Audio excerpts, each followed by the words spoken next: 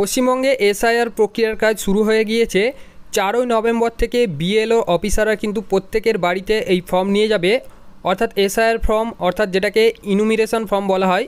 তো এই ফর্ম কিন্তু প্রত্যেকের বাড়িতে নিয়ে যাবে, প্রত্যেককেই কিন্তু এই ফর্ম ফিল আপ করতে হবে। তো যদি আপনারা এই ফর্ম ফিল আপ না করেন সেক্ষেত্রে ভোটার লিস্ট থেকে কিন্তু আপনাদের নাম বাদ চলে যাবে। তো প্রত্যেককেই কিন্তু 2টি করে ফর্ম দেওয়া হবে। একটি ফর্ম ফিল আপ করে আপনাদের কাছে রেখে দিতে হবে, আরেকটি ফর্ম ফিল আপ করে আপনাদেরকে জমা করতে হবে।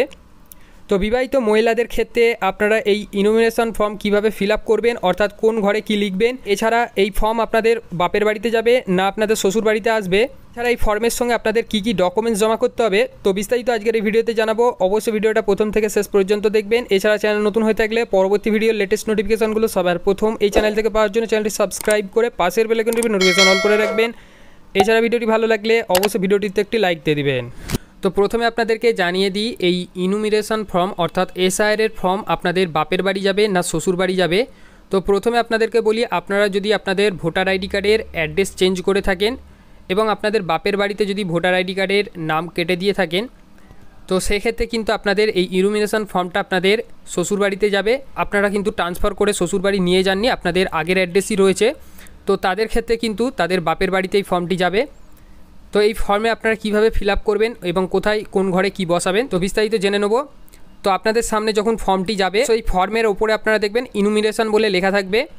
এরপর এখানে আপনাদের দেখতে পাচ্ছেন এখানে প্রিপ্রিন্টেড বলে লেখা রয়েছে। এখানে কিন্তু তার নামের সমস্ত ডিটেলস এখানে দেওয়া থাকবে, অর্থাৎ তার নাম, তার ভোটার আইডি কার্ডের নাম্বার এবং তার অ্যাড্রেস, এরপর তার সিরিয়াল নাম্বার, পার্ট নাম্বার এবং তার এসি নাম্বার এবং স্টেট। তো সমস্ত ডিটেলস কিন্তু এখানে প্রিন্ট করা থাকবে।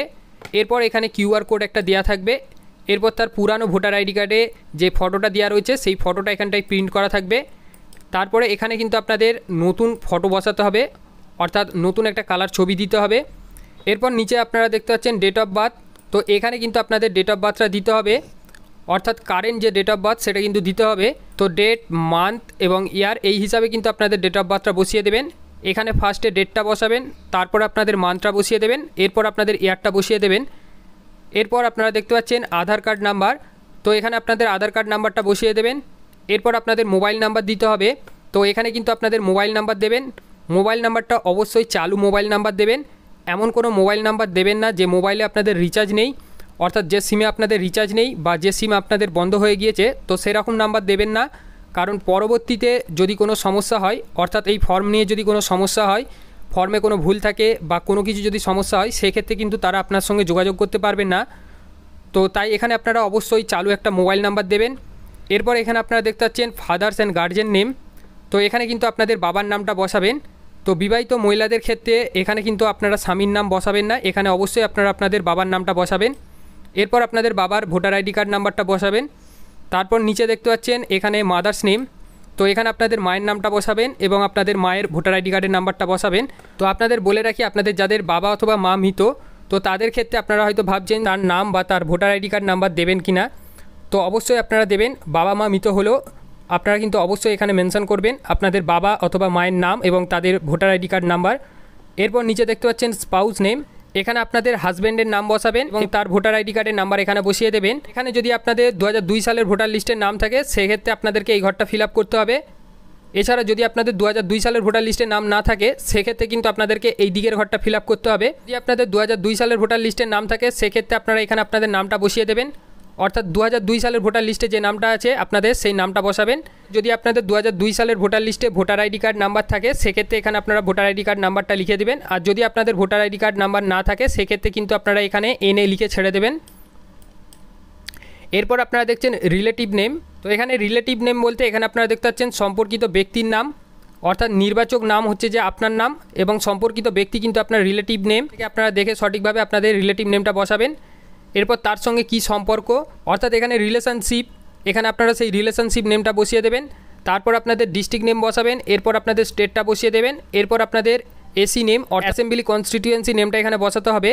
তো এখানে আপনাদেরকে বলে রাখি, বিবাহিত মহিলাদের ক্ষেত্রে তো তাদের বাপের বাড়ি যখন ছিল তখন কিন্তু তাদের বিধানসভা কেন্দ্রের নামটা আলাদা ছিল এবং বিয়ের পর তারা সমস্ত ডিটেলস চেঞ্জ করেছে, অর্থাৎ তাদের অ্যাড্রেস চেঞ্জ করে নিয়ে চলে গেছে শ্বশুর বাড়িতে। তো তাদের ক্ষেত্রে কিন্তু অ্যাসেম্বলি কনস্টিটিউয়েন্সি নেমটা চেঞ্জ হয়েছে এবং পার্ট নাম্বার, সিরিয়াল নাম্বার সব চেঞ্জ হয়েছে। তো সেক্ষেত্রে কিন্তু আপনারা নতুন যে অ্যাসেম্বলি কনস্টিটিউয়েন্সি নেম এবং পার্ট নাম্বার, সিরিয়াল নাম্বার সেই নতুন ডিটেলসটা কিন্তু এখানে দেবেন না। এখানে আপনাদের 2002 সালে ভোটার লিস্টে যেখানে নাম রয়েছে সেখানে ডিটেলসটা দিতে হবে। তো এখানে আপনারা দেখতে পাচ্ছেন এখানে আপনাদের বিধানসভার নাম মেনশন থাকবে। এরপর এখানে আপনাদের এসি নেম অর্থাৎ অ্যাসেম্বলি কনস্টিটিউয়েন্সি নাম্বারটা থাকবে। এরপর আপনাদের পার্ট নাম্বার অর্থাৎ অংশ নাম্বারটাকে কিন্তু পার্ট নাম্বার বোঝাচ্ছে। তো এখান থেকে দেখে আপনারা পার্ট নাম্বারটা ফর্মে বসিয়ে দেবেন। এরপর রয়েছে সিরিয়াল নাম্বার।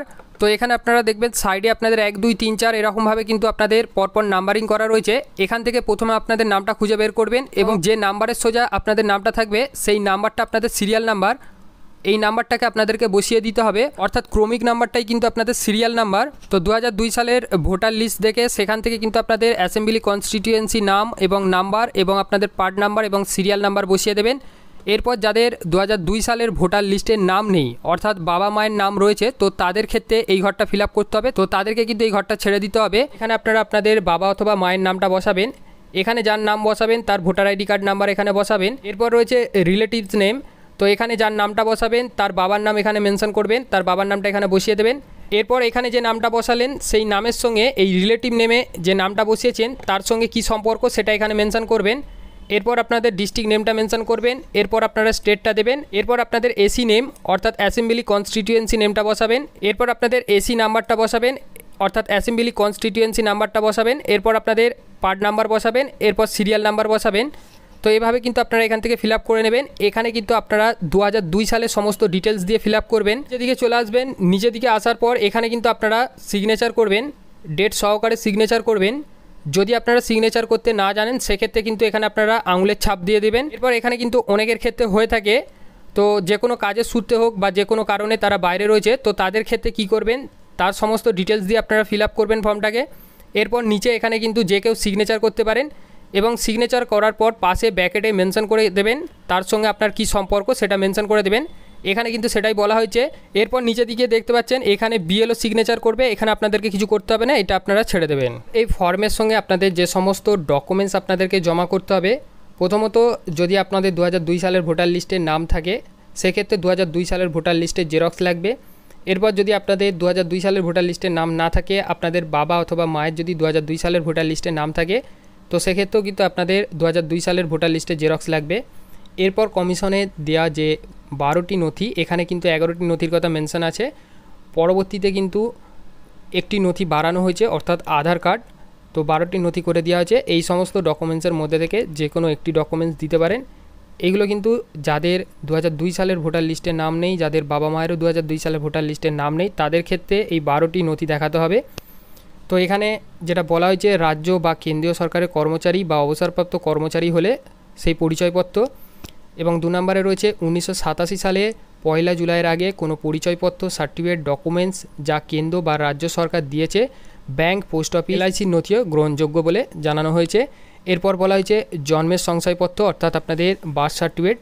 এরপর আপনাদের রয়েছে পাসপোর্ট।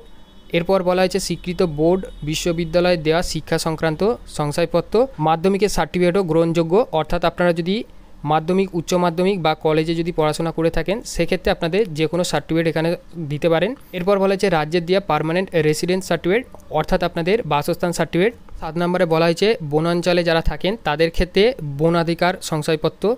এরপর 8 নম্বরে রয়েছে ওবিসি, এসসি, এসটি বা অন্যান্য কোনো কাস্টের হলে সেই কাস্ট সার্টিফিকেট দিতে পারেন। এরপর আপনাদের রয়েছে 9 নম্বরে জাতীয় নাগরিকপঞ্জি বা এনআরসি যদি আপনাদের কাগজ থাকে সেটা দিলেও হবে। 10 নম্বরে বলা হয়েছে রাজ্য সরকার বা স্থানীয় প্রশাসনের তৈরি ফ্যামিলি রেজিস্টার। এবং 11তে বলা হয়েছে সরকারের দেওয়া জমির নথি, বাড়ির নথি অর্থাৎ দলিল বা পর্চা যদি থাকে দিতে পারেন।